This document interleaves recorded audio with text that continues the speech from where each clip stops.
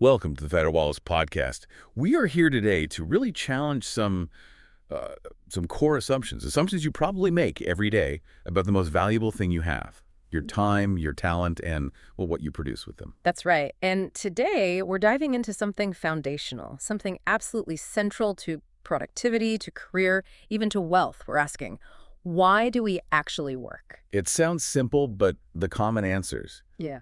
they feel a bit thin, don't they? Like work is just a chore, something you have to do to pay the bills, a necessary evil, maybe. Precisely. And that view, that work is fundamentally a burden. Well, it's based on a really flawed understanding, a flawed theology of labor, you could say. Our goal here is to get back to the beginning, to understand work as it was meant to be. Before things got complicated. Exactly. Before sin, before frustration and toil became part of the daily grind, we need to see the perfect nature of labor established right at the start. Okay, so let's unpack this. The core idea we're exploring today is, frankly, pretty revolutionary, especially in, today's often exhausted workplace. It's this: work isn't some cosmic accident. Right. It's not fundamentally a punishment for something bad that happened. And it's not just about survival, about getting resources. Get something. Deeper. Much deeper. It's a profound, fundamental reflection of God's own character. If we miss that starting point in Genesis, we miss the biggest insight of all. Did you? That God is the first worker. And creation, that's his masterpiece. The ancient account is really clear.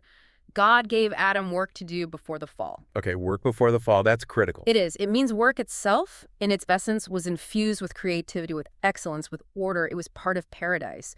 Grasping that changes the entire landscape of Monday through Friday. It shifts it from a potential curse to a definite calling. And if we're made in his image, as the text says, then that blueprint for productive, creative action is built into us, whether we recognize it or not. That's the implication. If you're feeling purposeless or just drained by your work, maybe, just maybe, you've misunderstood your own design parameters. You're designed for something more than just toil. So where do we start to rebuild that understanding? We start where the story starts, with God's own identity as revealed through his actions. Right. And the very first thing we learn about God in Genesis isn't his power, necessarily, or his knowledge, but that he creates. He's presented as the worker. Yeah, the creator. And that fact alone should immediately make us pause and rethink how we view labor. If the very first revelation of God is him working, then work isn't just mundane toil. It's an activity that can actually reflect the divine. That's a powerful reframing. And you mentioned framing God as the first entrepreneur. Tell me more about that. It sounds intriguing. Well, think about what an entrepreneur really does. They bring something entirely new into being, right? Often taking a risk driven by a vision, usually aiming to benefit others, to cause flourishing. Okay, yeah. Creating value, solving problems. Exactly. Now scale that up infinitely. God didn't just rearrange existing stuff in the beginning. He generated existence itself out of nothing. Creatio ex nihilo. That's the ultimate act of innovation, of entrepreneurship. Bringing something radically new into being for the good of what would be created. Wow. Okay, that definitely sets a high bar for our own projects. Yeah. So if we're image bearers, and his primary revealed trait right at the start is this massive original creativity. Then the logical follow-through is that we as humans are inherently wired for creative work too. Every single person. We have these deep, often untapped reserves of creative and innovative ability. So that feeling of being stifled in a job or just bored by repetition, Yeah. that might actually be our inherent design bumping up against, well, a lack of creative outlet. I think that's often exactly what's happening. That core need to bring something new or better into the world, even in small ways, isn't being met. We are designed for value generation, for creativity. But here's a question then. If God is the ultimate creator, all-powerful, why didn't he just create a finished, perfect, maybe self-maintaining paradise? Why leave the earth needing work, needing development? That's such a critical point. It gets to the heart of our role, it seems. He intentionally left the earth largely undeveloped, uncultivated. The text even says it needed to be subdued. Subdued, that sounds a bit harsh. It can sound that way to modern ears, but think of it less as conquering and more as bringing potential into actuality, Yeah. like taming something wild to make it productive and life-sustaining. He provided a canvas, not a finished painting ready to hang. A canvas, I like that. So our role is to work on that canvas. Precisely. Our creativity gets activated when we take the raw materials. He provided whether that's physical stuff like ore and timber, or intangible things like data, ideas, even relationships, and we rearrange them, refine them, develop them to draw out their potential for human flourishing. And that command to subdue, it implies this isn't easy, right? It requires real effort, ingenuity, craftsmanship. Absolutely. Think about it. We have to invent the tools, the processes, the systems, the software, the agricultural techniques, the legal frameworks to make those raw materials useful and beneficial. It requires real work, real innovation. Like turning silicon into a microchip or wild cacao into chocolate. Exactly. That transformation is human creative work. It's applying skill, science, collaboration, vision. We're meant to be, you could say, junior partners with God in the ongoing development project of the cosmos. We're co-creators. That idea of co-creation, it really elevates things. We see a specific example of this early on, don't we? With Adam naming the animals. Yes, and that's often misunderstood as just, sticking labels on things, like inventory management. But it was more than that. Oh, far more. Naming in that ancient context was an act of discerning the nature of something, understanding it, and establishing its place within the ordered world. It was an exercise of intellectual and cultural power, an act of linguistic creation almost. So it was about bringing conceptual order to the natural world. Right. It demonstrated Adam's God-given ability, his mandate even, to observe, understand, categorize, and, in a sense, manage the creation. You could see it as the very beginning of science, of taxonomy, of language development itself, speaking new understanding and order into existence. So whether you're, I don't know, a biologist classifying species, a strategist defining market segments, or a coder architecting a new system, you're participating in that same fundamental act, bringing order and definition. In a very real sense, yes. You're speaking order and innovation into what might otherwise be formless or chaotic. We are co-creators, given raw material, physical, intellectual, social, and the command to develop it, to make it fruitful. That entrepreneurial spark, that desire to build and improve, it reflects the ultimate entrepreneur. That makes a lot of sense for inventors or artists or strategists. But what about, the everyday job? If someone's job is highly repetitive, say data entry or assembly line work, where's the co-creation or first entrepreneur reflection there? That's a fair and important question. And the creativity might shift focus. It might not be in inventing the product, but in perfecting the process. How so? Well, the creativity could lie in finding a more efficient way to do the repetitive task, suggesting an improvement to the workflow, automating a tedious part, or even bringing a creative, positive attitude that makes the environment better for everyone. Innovation isn't always a blockbuster invention. Sometimes it's a smarter spreadsheet macro or a kinder way of interacting with colleagues. So it's about applying our God-given ingenuity to optimize whatever domain we're in, even if the task itself seems mundane. Exactly. It's about stewardship of the process, finding ways to reduce friction, enhance quality, or improve the human experience within that work.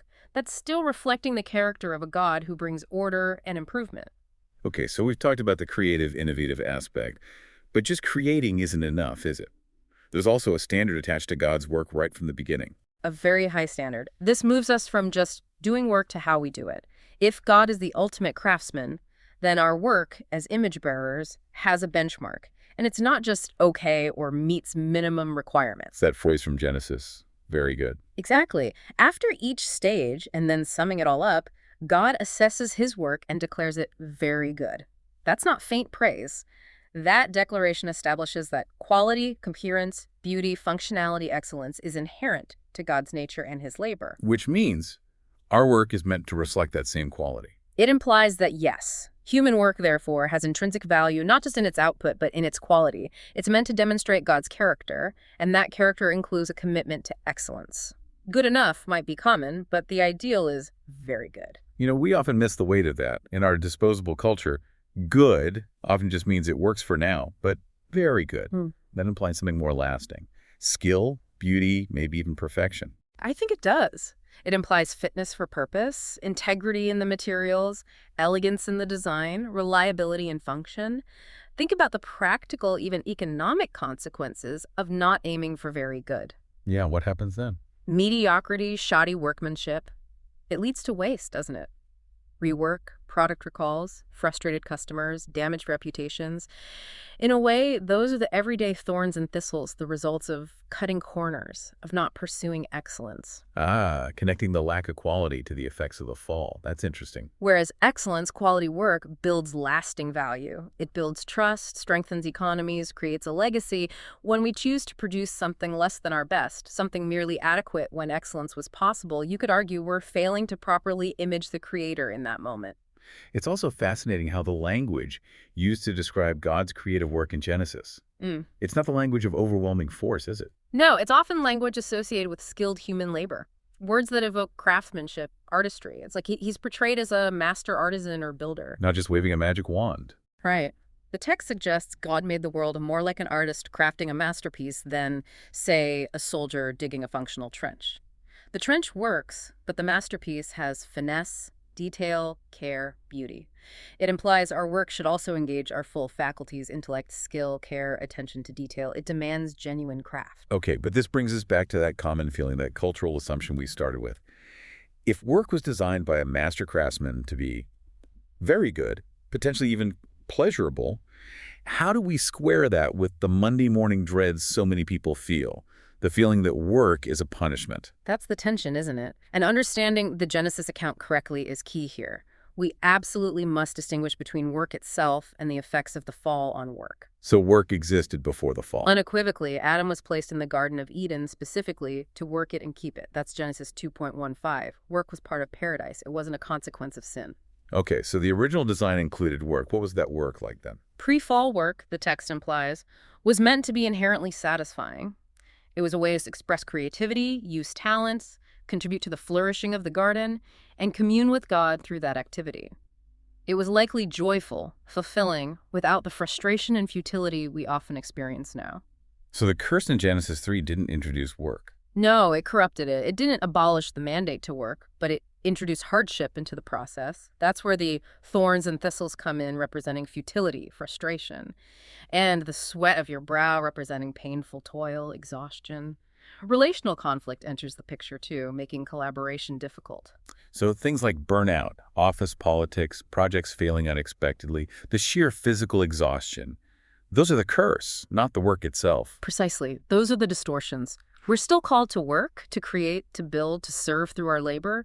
But now that labor is performed in a world marked by brokenness, inefficiency, and struggle, both externally in nature and internally within ourselves and our relationships. So thinking of work itself as the curse misses the point. Completely. It mistakes the symptom, the frustration we feel for the original design, which was blessing.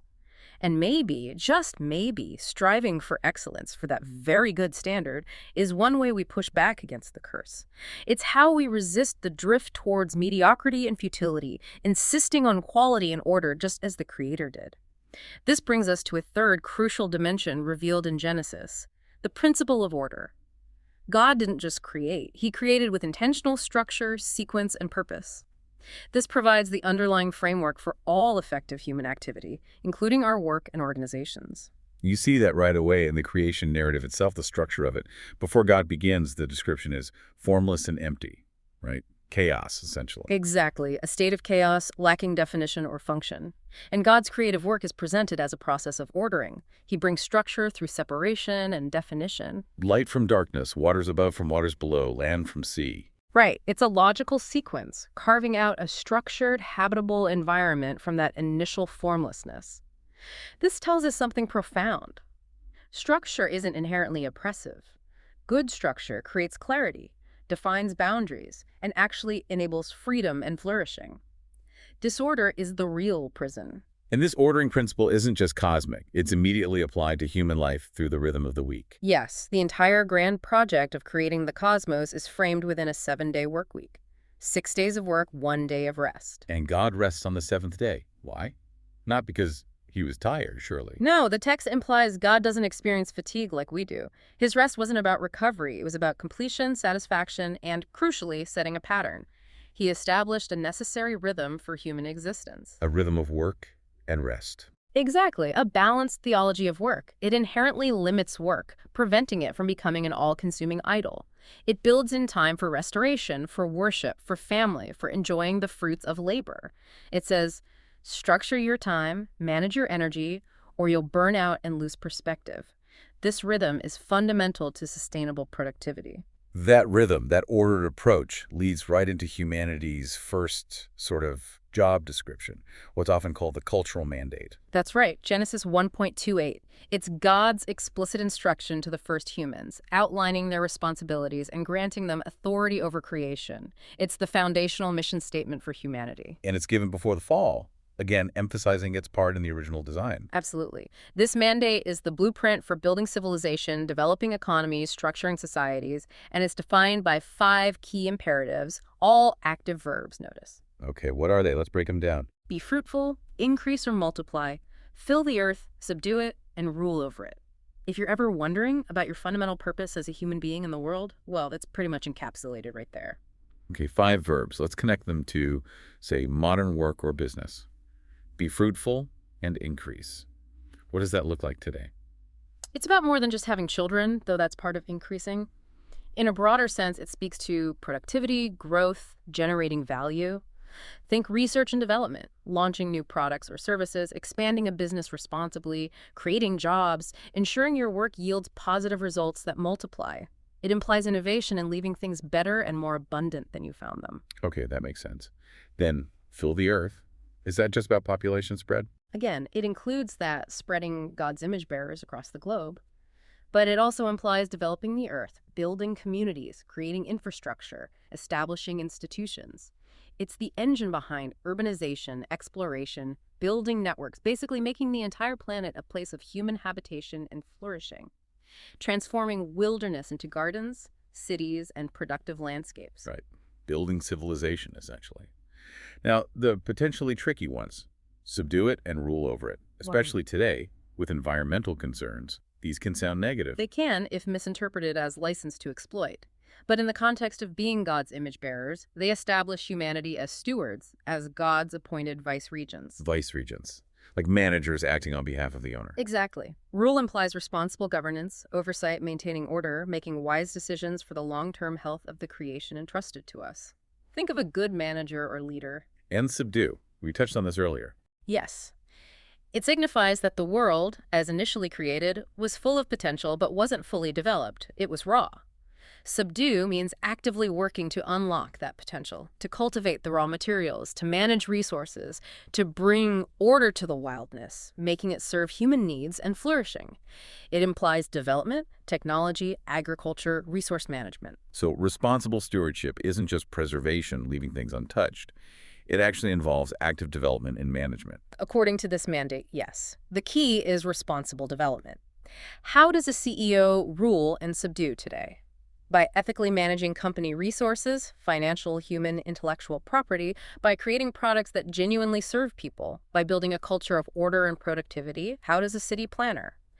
By subduing potential chaos through good infrastructure, zoning laws, resource allocation, ensuring the city rules itself effectively for the common good. The challenge, then, is doing this in a way that reflects God's character, creating flourishing, not destruction or exploitation, which would be the fallen version of ruling and subduing. Precisely. The mandate gives authority, but the fall corrupts the exercise of that authority, turning stewardship into selfish domination. And we see a microcosm of this whole mandate in Adam's specific task in the garden. Right. Yes, that verse, Genesis 2.15, is key. He's placed there for 2 distinct but related actions.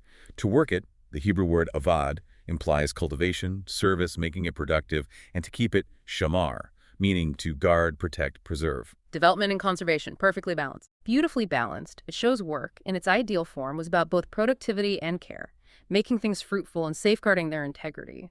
It provided for needs, built community, even if it was just Adam and Eve initially, and gave life purpose.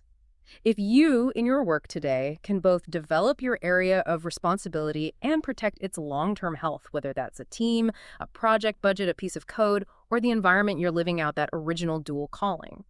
So if we really take seriously this idea that we are created in the image of God, a God who is revealed first and foremost as a creative, ordering, productive worker, then it has direct implications for how we approach our own lives and work. Meaning, it's not optional. Being productive isn't just a good idea. It's part of reflecting who we are. I think that's the unavoidable conclusion. If you bear the image of the Almighty who works with this incredible, purposeful energy, then there's an inherent duty, almost, to reflect diligence and productivity in what you do.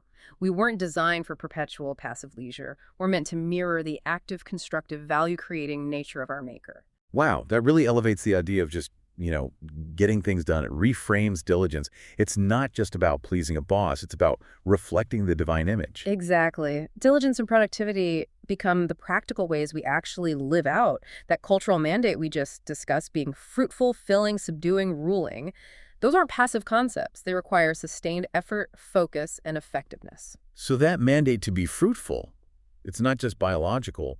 It really encompasses economic productivity, innovation, making a tangible contribution through our work. Absolutely. It's comprehensive. If you are an image bearer, the expectation is that you will be a productive person, contributing value to the world around you in some way. A consistent lack of productivity might even signal that something's fundamentally out of alignment with our created purpose. And you mentioned earlier that diligence is also how we ensure that productivity aims for that very good standard. Yes, diligence is the engine of excellence. It's the sustained effort, the care, the attention to detail that moves work from merely done towards very good. It reflects integrity. If we're imitating God, our work needs to strive for quality, not just quantity or speed. This reminds me of an idea I've heard, the ministry of competence. Can you unpack that a bit? It's a powerful concept. It basically means that one of the primary ways Christians or anyone seeking to honor God in their work and serve the world is simply by being really good at what they do, by being competent. Just doing your job well. Yes, but doing it with your whole self, giving your mind, your skills, your energy fully to the task. Working heartily, as the New Testament puts it, not grudgingly, not lazily, not cutting corners. Diligence requires developing expertise, honing skills, applying discipline, maybe even innovating within your role to do it better. So when we produce a high-quality product or deliver excellent service or manage a project efficiently and effectively, that competence itself is a form of ministry, a way of honoring God. Absolutely. That excellence, that competence, is a tangible manifestation of God's own character. His order, his creativity, his commitment to quality. It glorifies him in a very practical way. It's interesting. Expertise and skill built through diligent practice seems almost countercultural in a world sometimes obsessed with instant results or just appearances. It really is. But genuine skill takes time and effort to develop. Think about a master craftsman, a skilled surgeon, an experienced programmer, or even, say, a logistics expert who meticulously optimizes a supply chain. Okay, the supply chain manager, how does their diligence reflect God? Well, by carefully organizing resources, anticipating problems, minimizing waste, ensuring things get where they need to be efficiently, they're actively bringing order out of potential chaos. They're reflecting God's ordering work in creation. A poorly managed, chaotic supply chain, on the other hand, with constant delays and errors that looks a lot more like those thorns and thistles, the effects of the fall. And the opposite is true too then. If we do our work poorly, shoddily, even if we have good intentions. Yes. Substandard work. Average performance when better is possible. Low quality output. Even if done by people who identify as deeply spiritual. It actually undermines the mission. It fails to honor the Creator whose image we're supposed to bear. It distorts that image. So laziness or just coasting? It's more serious than just inefficiency. From this theological perspective, yes, a marked lack of diligence, what the ancients called sloth or idleness, is seen as actively rejecting our created identity as productive image bearers. You find warnings against idleness throughout wisdom literature, often linking it to eventual poverty and ruin, both materially and morally. We can't really be content just slacking off if we believe our work is assigned, in some sense, by the King. It's hard to justify. Diligent effort, making the most of our talents and opportunities, becomes an essential part of discipleship, of growing into maturity as image bearers. But there's a danger here too, isn't there? This drive for productivity. How do we keep it from just becoming selfish ambition, just accumulating more, being busy for the sake of being busy or climbing the ladder? That's where motive becomes absolutely critical.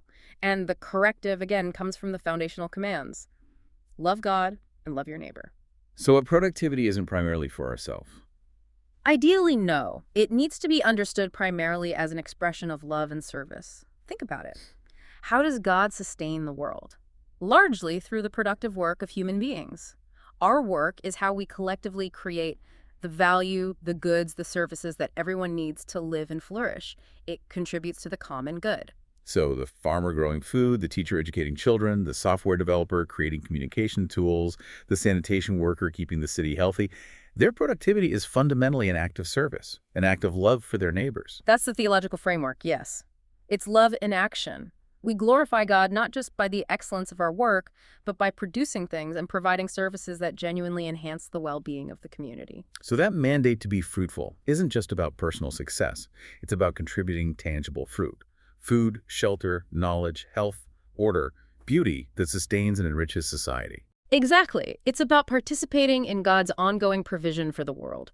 When viewed this way, even seemingly ordinary jobs take on profound significance. This brings us to what might be the most practical, maybe even liberating takeaway for anyone trying to navigate their career with a sense of purpose. And that's shattering this artificial divide we often create between sacred and secular work. Yes, that false dichotomy. Yeah. The idea that some jobs are inherently more spiritual or holy than others, pastor is holier than plumber, missionary is holier than marketing manager. This foundational theology completely dismantles that hierarchy. How so? What makes work holy then, if not the task itself? It comes down entirely to the motive of the worker and the manner in which the work is done.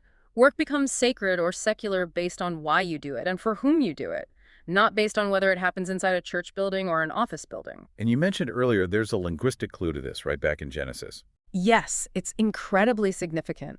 The Hebrew word used in Genesis 2 for Adam's task in the garden, to work it, avad, is the very same root word used consistently throughout the Old Testament for religious service or worship. Wow. So for Adam, working the garden was worship.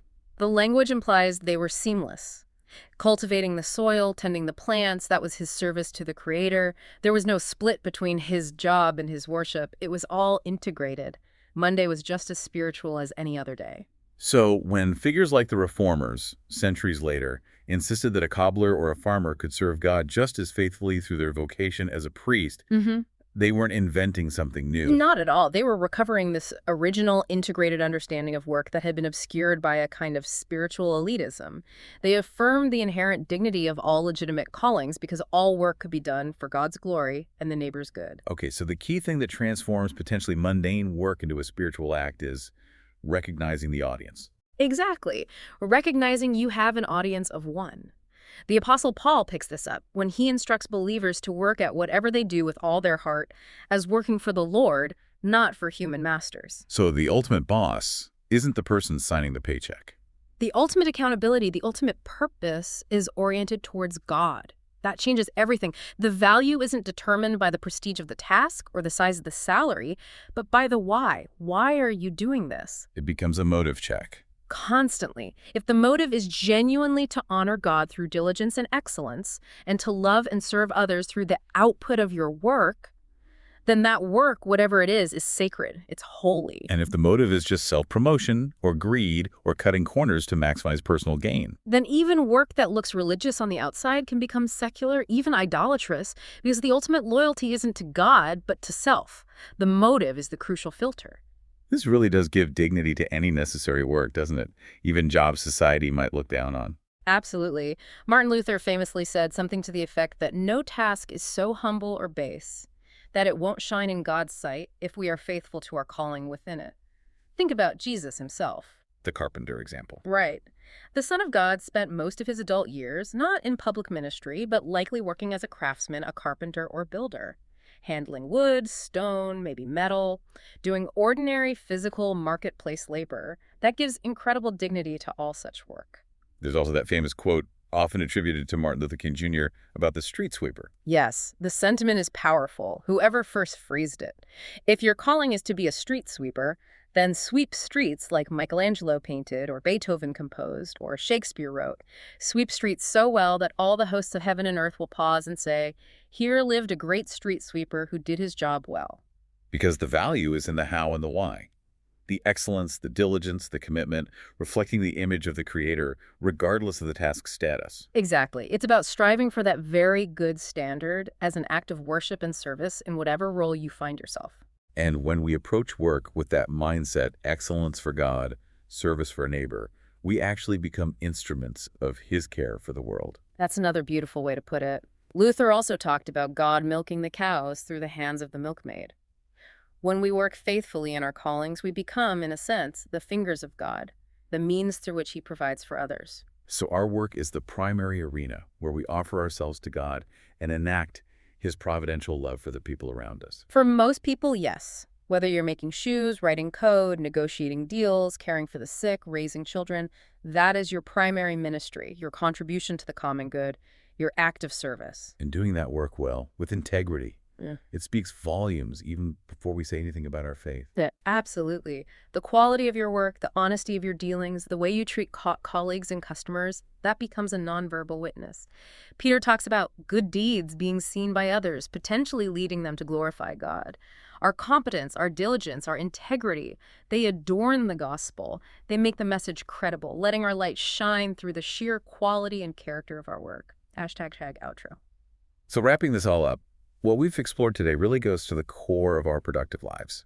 Labor isn't a curse. It's fundamental to who we are as image bearers of a working God. It demands our creativity, our diligence, our pursuit of excellence. Right. And understanding this transforms everything. Our daily work, whatever it is, when done with the right motive to honor God and serve our neighbor, stops being merely secular. It becomes sacred. It's integrated into our worship, into our very identity. It means our effort, our striving for quality, our commitment to productivity, it actually matters. It has significance beyond just the immediate task or paycheck. It has eternal significance, potentially. When we commit to excellence in our calling, reflecting God's own creative and ordering character, we are, in a way, laying that work down as an offering. It frees us from the exhausting chase after self-glory and allows us to find genuine joy and purpose in our work, even when it's hard, even amidst those inevitable thorns and thistles. Okay, so as we finish up, here's a thought to perhaps carry with you into your work this week. We're called, according to this framework, to be fruitful, to be productive. If we find ourselves consistently lacking that fruitfulness, maybe feeling stagnant or ineffective, could it be masking something? Maybe some organizational inefficiency we could help fix. Maybe a personal lack of diligence or focus. Or perhaps a need for greater accountability. It's worth reflecting on. What's one concrete, maybe structural step you could take this week in your planning, your execution, your collaboration to align your daily effort more closely with this divine reality? The reality of work as creative, excellent, orderly, and purposeful service. How can you make your next working hour a more genuine act of worship? Something to think about. Thank you for that deep exploration. My pleasure. Lots to chew on there. We'll talk to you next time on the Fatter Wallets podcast. Farewell.